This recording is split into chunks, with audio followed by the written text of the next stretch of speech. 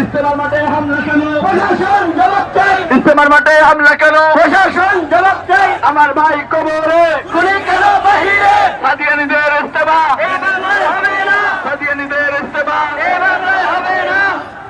খুনি কেন বাহিরে? আমার ভাই কবরে। তাকবন্দির ঠিকানা এ বাংলায়।